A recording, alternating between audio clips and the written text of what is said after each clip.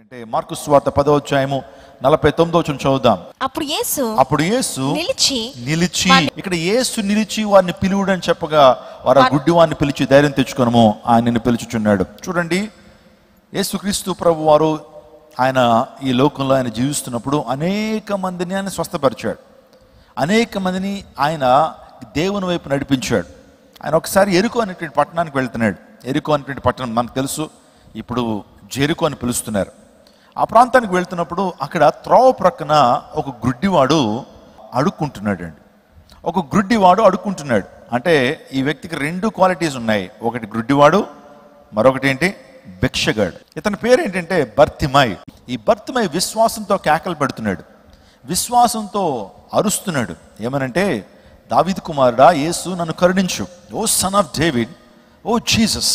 చూడండి అతని ప్రార్థనలు ఎంత మంచి అర్థాలు ఉన్నాయో చూడండి.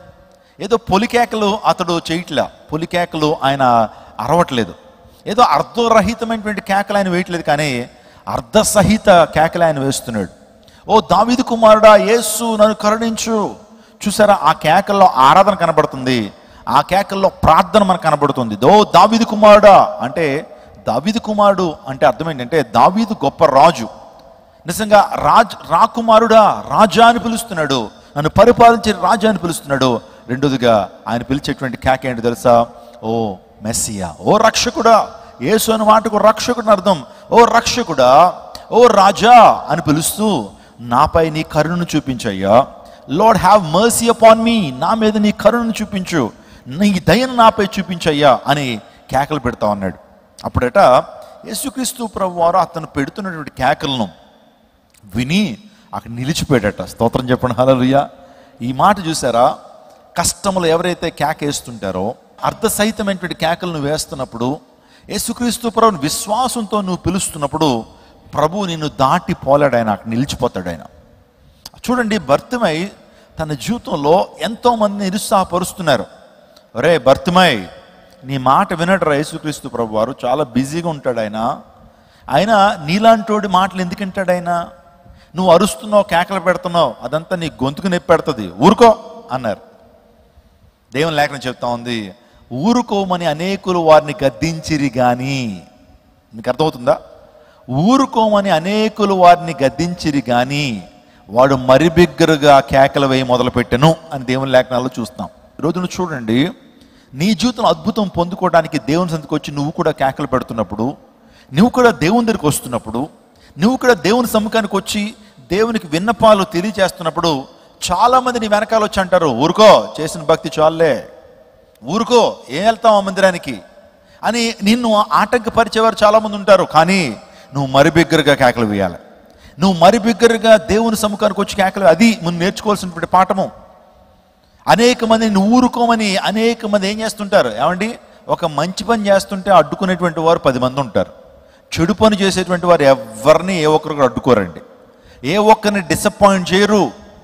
కానీ మంచి కార్యానికి నువ్వు శ్రీకారం చుట్టినప్పుడు, ఒక మంచిగా బ్రతుకుతుంటే నీకు ఎన్ని అవాంతరాలు వస్తూ ఉంటాయో. చెడుగా ఉన్నప్పుడు నీ అంతటోడు లేడంటారు. కానీ నువ్వు ఎప్పుడైతే చెడుతనాన్ని మాని, చెడుతనాన్ని విసర్జించి ప్రభు సన్నిధికి వచ్చినప్పుడు ఎంత త్వరగా చెడిపోతామని మేము అనుకోలేదంటారు. సమాజం అంతే, సమాజాన్ని ఏనాడు పట్టించుకోవద్దు. అవసరం వస్తే సమాజం నిన్ను రక్షించలేదు, అవసరం వస్తే సమాజం నీ కన్నీరును తుడవలేదు. సమాజం అంటే ఎవరు? లోకం అంటే ఎవరంటే, లోకం అంటే మట్టి కాదోయ్, లోకం అంటే మనుషులే అన్నాడు గురజాడ అప్పారావు గారు. అంటే లోకం ఎలాంటిదో చెప్తున్నాను చూడండి. నువ్వు ఒకవేళ కష్టాల్లో ఉంటే నీ దగ్గరికి వచ్చి ఇంకా కాకుల్లా నిన్ను పోటీ చేస్తారు, కానీ కష్టాల్లో ఒక్కళ్ళు కూడా నిన్ను ఆదుకోరు. లోక ప్రేమల గురించి మనకు తెలుసు, బంధుమిత్రుల ప్రేమ బంగారం అంత వరకు ఉంటుందట, గుర్తుపెట్టుకోండి. బంధువులు మనల్ని ఎప్పటి వరకు ప్రేమిస్తారంటే, మన దగ్గర డబ్బు, మన దగ్గర బంగారం, మన దగ్గర వెండి, పేరు ప్రఖ్యాతులు ఉంటే అందరూ బంధువులే. దాతకు చాలామంది బంధువులు ఉంటారట, దాతకు అందరూ బంధువులేనట. ఏమండి, నువ్వు అందరికీ అలా డబ్బులు పంచుకుంటూ వెళ్తే అందరూ బంధువులే, అందరూ చుట్టాలే. కానీ ఎప్పుడు నీ దగ్గర ధనం లేనప్పుడు అప్పుడు తెలుస్తుంది ఎవరో బంధువులో, అప్పుడు తెలుస్తుంది ఎవరు బంధువులో ఎవరు రా బంధువులో. అర్థమవుతుందా? నీ కష్టాల్లో నిన్ను ఆదుకునేటువంటి వాడు, కష్టాల్లో నీకు ఓదార్పునిచ్చేటువంటి వాడు, నువ్వు కష్టాల్లో ఉన్నప్పుడు నీకు ఆసరాగా ఉండేటువంటి వాడే నిజమైనటువంటి బంధువు. యేసయ్య ప్రేమ శాశ్వతమైన ప్రేమ. ఇహలోక పరలోకాల్లో కూడా యేసుక్రీస్తు ప్రభు ప్రేమ మనతో ఉంటుంది. నీతో తోడుండేటువంటి వాడు, నిజమైన స్నేహితుడు, నా నిజమైన స్నేహితుడు యేసుక్రీస్తు ప్రభువు వారు. నిజంగా భర్తిమై ఆపదలో ఉన్నప్పుడు, భర్తిమై గుడ్డితనంలో ఉన్నప్పుడు దేవాదేవుడు అక్కడ నిలిచిపోయాడు భర్తిమేకు సహాయం చేయడం కొరకు.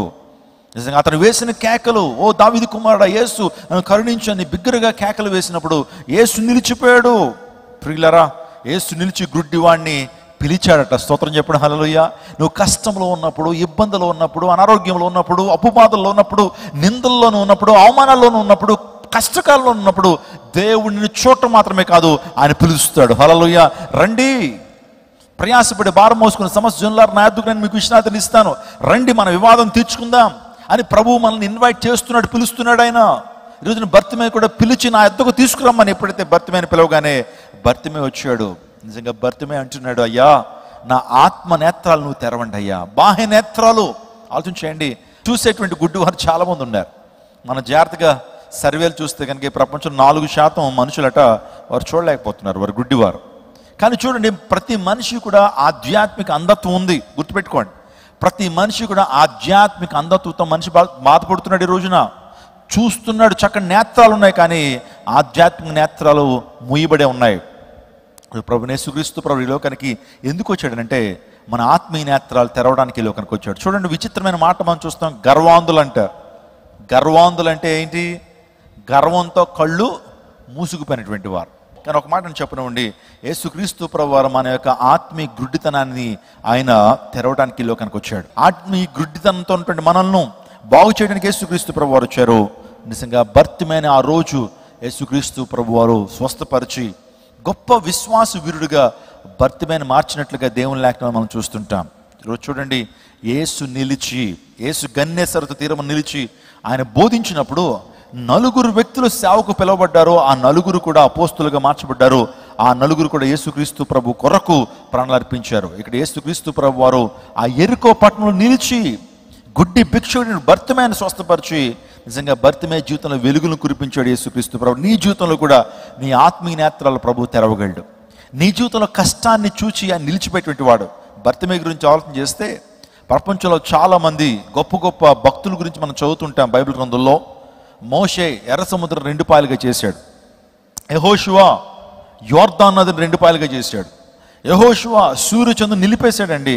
ఆ మోషే అయితే ఎర్ర సముద్రం నిలిపేశాడు, యోర్దాను నది నిలిపేసిన యెహోషువ మరలా ఇంకో సందర్భంలో సూర్యుడాని గిబియాలోను చంద్రుడాని అయ్యాన్లోను ఆగిపోమంటే సూర్యచంద్రుడు నిలిచిపోయినాయి. ఈ రోజున చరిత్రను లేకపోతే చూస్తున్నప్పుడు సృష్టిని శాసించిన వారిని చూస్తాం ప్రార్థన ద్వారా. ఏలియా ప్రార్థన చేసినప్పుడు 3.5 సంవత్సరాలు కనీసం వర్షమైన మంచైనా కరవలేదు. వీళ్ళందరి గురించి చదువుతాం. కానీ ఈ భర్తిమై గుడ్డి భిక్షకుడు అందరి చేత చీతరించబడిన ఆ వ్యక్తి ఎర్ర సముద్రాన్ని కాదు, సృష్టిని కాదు నిలిపేయటం, సాక్షాత్తు సృష్టికర్తని నిలిపేశాడు భర్తిమై. తన విశ్వాసం అంత గొప్పదండి. సృష్టికర్తను నిలిపిన విశ్వాసం భర్తిమైది. ఈ యొక్క ఉదయకాల సమయంలో నువ్వు కూడా విశ్వాసంతో ప్రభు సన్నిధికి వచ్చి దేవుని మీద ఆధారపడుతూ దేవుని నువ్వు పిలిస్తే కనుక దేవుడు నిన్ను కూడా ఆయన దాటిపోడు అనే విషయాన్ని మీకు జ్ఞాపకం చేస్తున్నాను.